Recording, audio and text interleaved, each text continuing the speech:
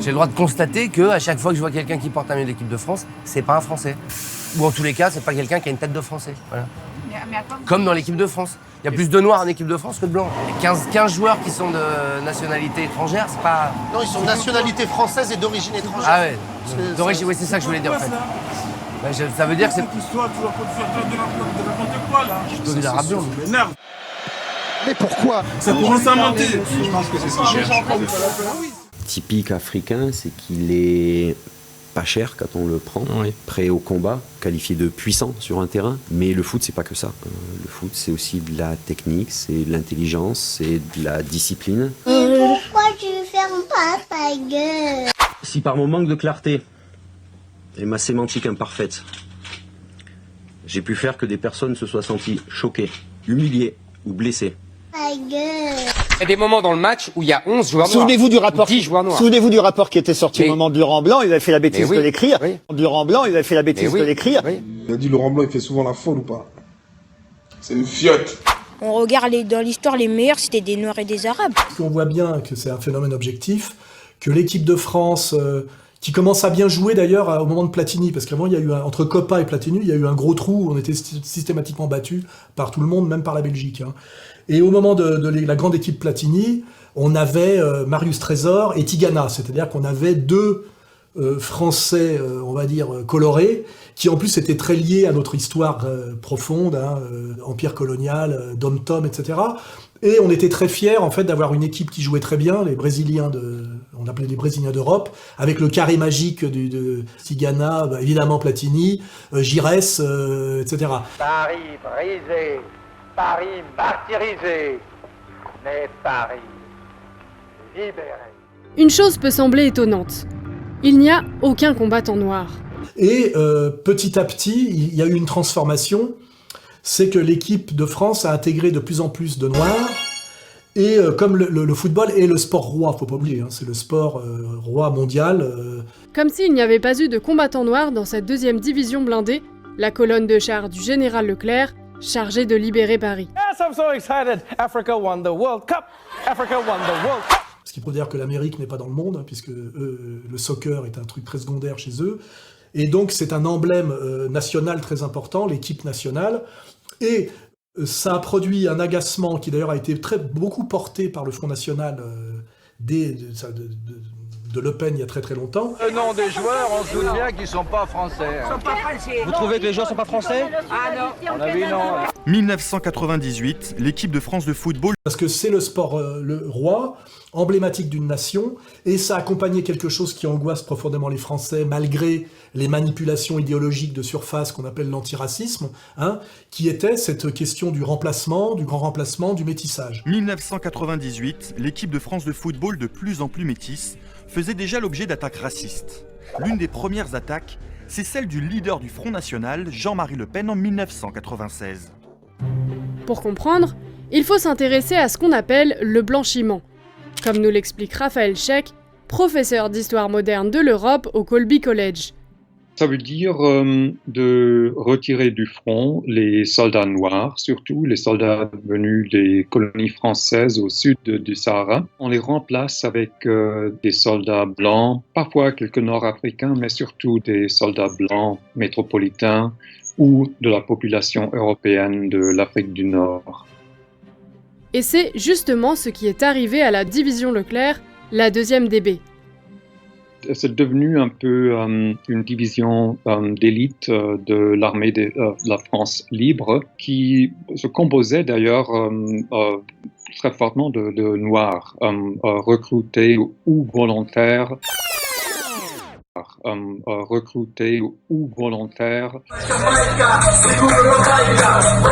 Abdoulaye Ndiaye, qui était le dernier tirailleur sénégalais de 14-18. Cet homme, qui se remémorait en 1998 les combats de la Première Guerre mondiale, c'était Abdoulaye Ndiaye. En 1914, Abdoulaye Ndiaye a 20 ans. Il est arraché à son village du Sahel et enrôlé de force dans les troupes coloniales françaises. Recrutés ou volontaires en Afrique centrale et en Afrique occidentale aussi. Ça, c'est jusqu'en 1943, lors des accords d'Anfa à Casablanca, entre les Américains, les Britanniques et les Français. Mais à partir de l'été 43, ce sont les États-Unis qui équipent et instruisent la 2e DB. Et ils exigent que cette division ne compte plus aucun soldat noir. Ça s'est passé avant le débarquement. Les Américains ont dit qu'ils ne pensaient pas que les soldats noirs étaient capables de conduire des chars. L'armée américaine comptait bien des soldats noirs parmi ses rangs, plus d'1 million, soit presque 10% de ses troupes, mais la ségrégation y était forte. Les Noirs pouvaient faire partie de l'armée, mais ils étaient très séparés. Les militaires américains ne voulaient pas donner aux Noirs certains rôles, comme conduire des chars. Il y avait quelques pilotes noirs, mais c'était très rare et c'était très contesté parce qu'il y avait toujours une hiérarchie raciale très stricte, surtout dans le sud des États-Unis. Et l'état normal, c'était que des Blancs commandaient et des Noirs suivaient les ordres. Grande pourvoyeuse de troupes et de matériel pendant la reconquête de l'Europe, l'armée anglaise soutient cette décision américaine de blanchir la 2e DB. Vous êtes efficace. Non. Je suis sénateur. Il y avait aussi une résistance parmi les autorités anglaises qui ont dit que il y avait beaucoup de problèmes avec des excès, avec des soldats noirs américains. Il y avait eu des relations amoureuses entre des soldats noirs américains et des femmes anglaises. Et comme souvent dans ces contextes, on a pensé que ces relations ne pouvaient pas être vraiment amicales, qu'il y avait de la violence, il y avait de la force et du viol peut-être. Et il y avait certainement quelques cas, mais il y avait aussi des viols, beaucoup de viols par des soldats blancs. Mais il y avait aussi des viols, beaucoup de viols par des soldats blancs. Donc, ils ne voulaient pas que les Français amènent des soldats noirs en Angleterre. C'est là que ça se passe, non? C'est là-bas maintenant. C'est là. Car l'Angleterre, c'est là que se prépare la 2e DB pour le futur débarquement contre les troupes nazies.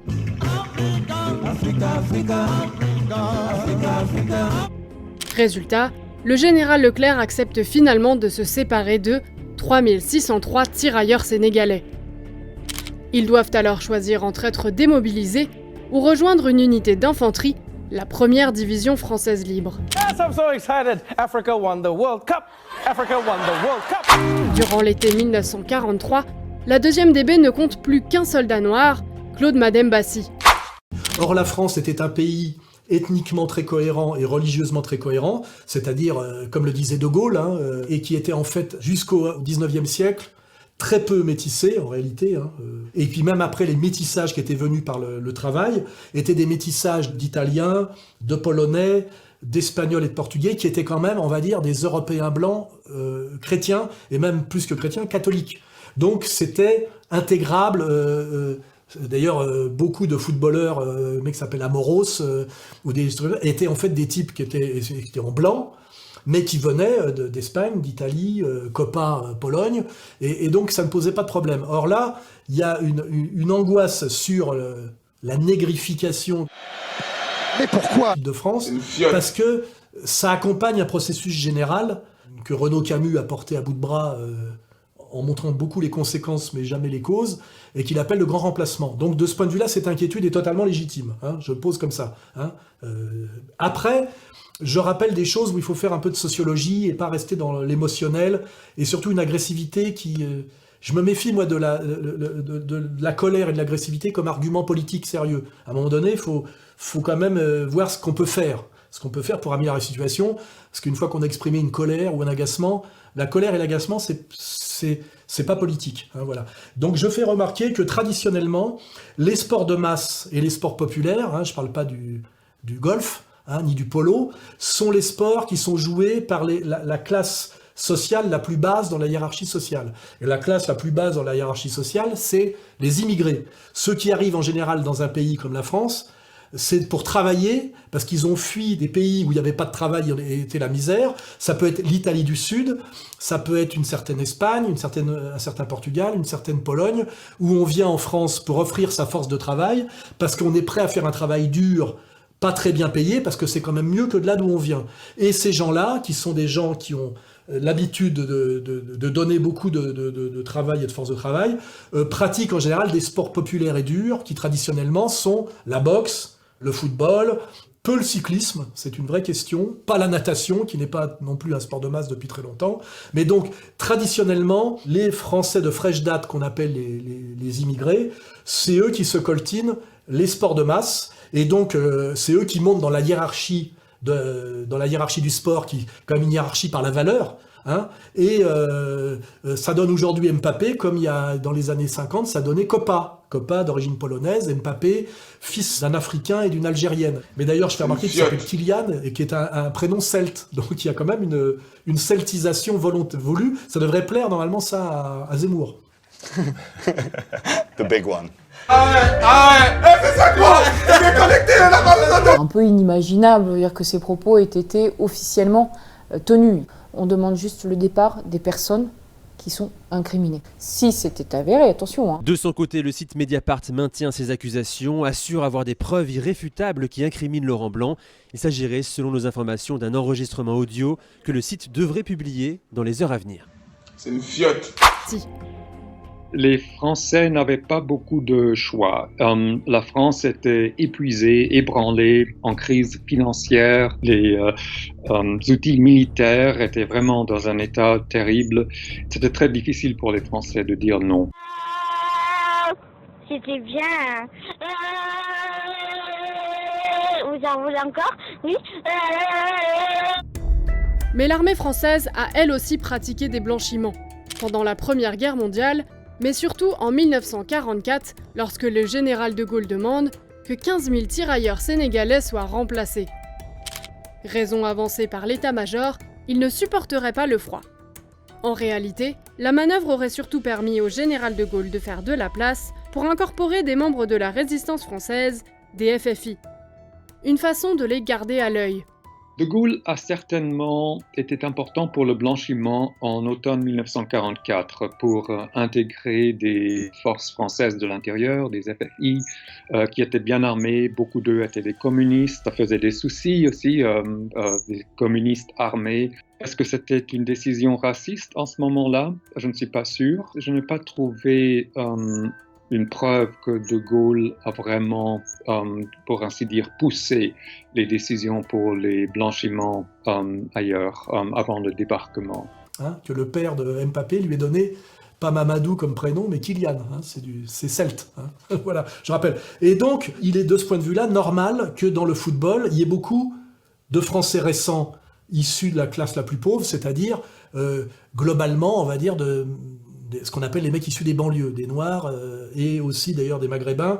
Il y a eu une grande époque des Maghrébins avec Benzema, Ben Arfa, qui ont été un peu mis sur la touche parce qu'ils faisaient un peu chier. The big one. Et aujourd'hui, ça a été aussi une volonté politique. Plus de types d'origine africaine qui ont moins de revendications politiques et religieuses. Et effectivement, à la fin, ça donne une équipe de France qui est majoritairement noire. Allez. On est en marchant tranquille. Tranquille, Laurent. Alors, ce que je fais remarquer, moi, c'est pourquoi ça agace autant. C'est parce qu'en fait, le football est devenu un sport de milliardaires. Et là, on comprend bien ce que cela signifie de passer aux inverses, de retourner donc ces deux écritures fractionnaires. Cela donnerait x sur 3 égale à 1 sur 5. Parce que tant que les Noirs faisaient de l'athlétisme et ramenaient toutes les médailles d'athlétisme, qui était la réalité de nos dom-toms, où c'est des sports avec beaucoup de travail et peu d'argent, ça agaçait moins le populo français. Ce qui agace fondamentalement dans la négrification du foot, mais pourquoi c'est que c'est des Noirs qui deviennent milliardaires et qui donc se tapent des belles femmes blanches. Le football, c'est pas l'avenir, c'est du divertissement, on n'en a rien à faire. Il faut qu'on arrête d'être dans des conneries. Je ne dis pas qu'il ne faut pas des footballeurs noirs, je ne dis pas qu'il ne faut pas des comiques noirs, mais je dis qu'on ne peut pas être à 90% dedans. Quand vous regardez l'équipe de France de football, c'est que des noirs, c'est pas normal. Moi, je préférais voir des noirs dans la NASA. Je préférais voir des noirs en train de créer des armes nucléaires. Pourquoi tu fermes pas ta gueule? Je préférais voir des noirs en train de travailler pour la 5G ou la 6G plutôt que d'être footballeur. Footballeur, ça ne change pas l'avenir de l'Afrique. Dites-moi un pays qui se développe avec le football, avec le cinéma. C'est surtout quand l'Afrique, c'est le continent le plus pauvre. Je vais vous montrer le continent le plus pauvre. Des stats. Là, L'Européen est tellement supérieur. C'est... Il pleure. C'est tellement beau. C'est tellement vrai. J'ai juste rien d'autre à dire. À côté, un Chinois. Ouais. Débilement. Ça va être des vidéos qui vont durer peut-être minimum 30 minutes à 1h30. Donc ça ne sera pas des vidéos de plaisanterie, ça sera des vidéos où vraiment je vais vous montrer en détail. Donc je vais compter sur vous pour partager au maximum, pour sauver le maximum de Noirs, de gens. Je suis très sérieux. Là. Je me calme. Regardez l'histoire de la musique classique. Le cinéma. La littérature.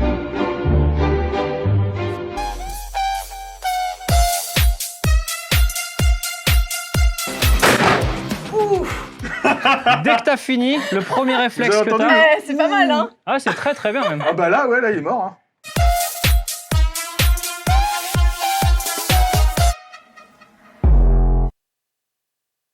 L'Européen est tellement supérieur. C'est...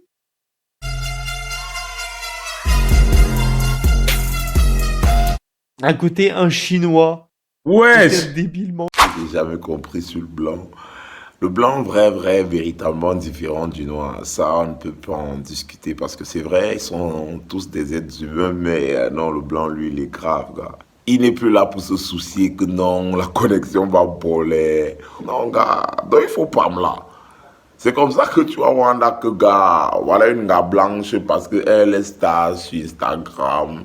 Elle a peut-être 20 millions d'abonnés. C'est comme ça qu'elle décide de commercialiser l'eau de son bain. Donc elle se lave, l'eau qu'elle se lave dans sa baignoire, elle met ça dans les bidons d'eau.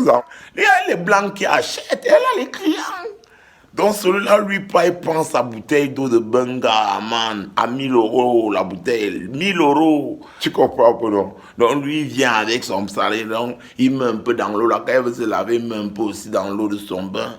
Il se mastoche d'abord avec ça, bien. Donc, et la majorité des clients Langala, c'est que les boys. Tu vois un peu, non? Les gars ont les clients. Tu vois un peu, non? C'est comme ça que tu vas voir un autre blanc là-bas qui m'abolise, que lui il dit qu'il y a que lui vend l'eau de ses chiottes. Donc tu te dis que gars, free boy, comment les boys, comme boy, l'artiste jette le t-shirt que toi, tu ne que toi et moi, mon colocan. C'est comme ça qu'il se déchire le t-shirt, l'autre bac avec, il encadre ça dans un miroir, dit que non, ça c'est le t-shirt du Justin Bieber. En plus, il a transpiré dessus. Gars, le blanc va mettre ça au musée. Si tu veux même, car les gens vont voyager pour venir acheter le morceau de tissu ici. C'est bien le morceau de tissu, mais pour moi, c'est un morceau de t-shirt avec la sueur sur ça et ça sentait sûrement mal.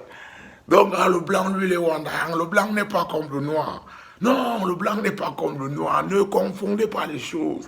Le blanc n'a pas les problèmes de noir. Car il fume ce que nous, on ne fume pas. Non, vrai. Non, vrai. Il fume ce que nous, on ne fume pas. C'est comme ça le peuple. Non, pas là. Pas là. Là. Il n'y a pas assez de mousse. Il n'y a pas assez de cheveux non plus.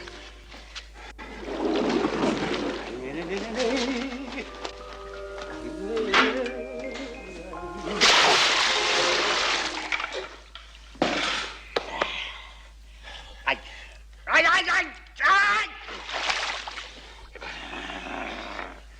Ne bougez pas.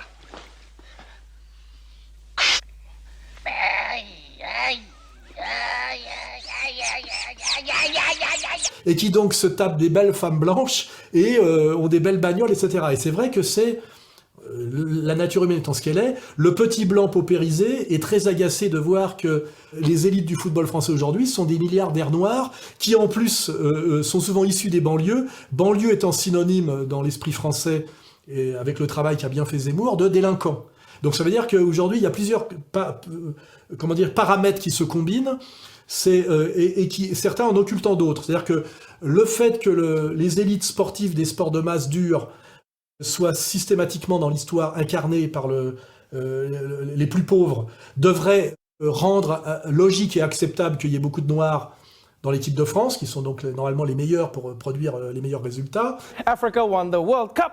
Mais ça, c'est un peu, comment dirais-je, occulté et relativisé par le fait que ce sont aussi des milliardaires et aussi issus des banlieues relativement délinquantes et mal élevées. Hein. Ça coule. Ça coule. Je vais t'étrangler. Je vais t'arracher les yeux, tête du cul. Je vais t'arracher les yeux, tête du cul. Je vais t'arracher les yeux, tête du cul. C'est mal élevé, hein, voilà. Donc c'est...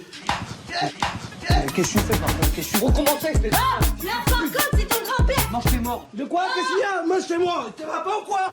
Il faut, comment dirais-je, combiner tous ces paramètres pour comprendre qu'il y a à la fois une inquiétude légitime des Français d'une équipe de plus en plus noire, et en même temps qu'il y a aussi une logique, qui est la logique sociologique du sport de masse et du sport d'élite, qui soit noir. Et que par contre, on ne s'est jamais offusqué que, par exemple, la domination sportive des Américains, en athlétisme, en basket, est essentiellement liée aux Noirs.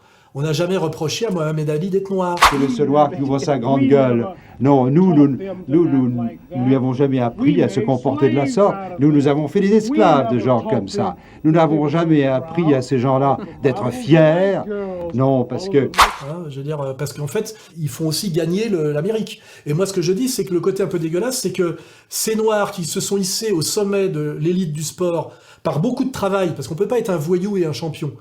C'est d'ailleurs, à un moment donné, on voit bien que Benzema a renoncé à être un voyou et est devenu un vrai champion grâce à l'influence positive de Ronaldo. Et que donc, moi qui connais bien le sport et qui le pratique depuis 40 ans, en général, un champion, c'est quelqu'un qui s'entraîne énormément, qui est constant dans le travail sportif, parce qu'en général, il a un environnement familial qui lui permet à l'adolescence. C'est un type qui est précoce, relativement intelligent, et qui a une famille équilibrée. Le délinquant est en général un sportif d'élite raté, parce qu'en fait, son inconstance, son manque quelque part, son impossibilité de la constance et du sérieux, fait qu'il ne devient pas champion, ni de foot, ni de quoi que ce soit. Et d'ailleurs, on voit bien que souvent, c'est la délinquance qui sort les mecs de la promesse d'une carrière. Hein. Il suffit de faire de la sociologie du sport et voir que les mecs arrivent à sport-études, ils sont relativement doués. Malheureusement, la structure familiale n'est pas là. Ils commencent à déconner, et puis finalement, ils sortent de cette possibilité d'aller au bout du chemin du champion.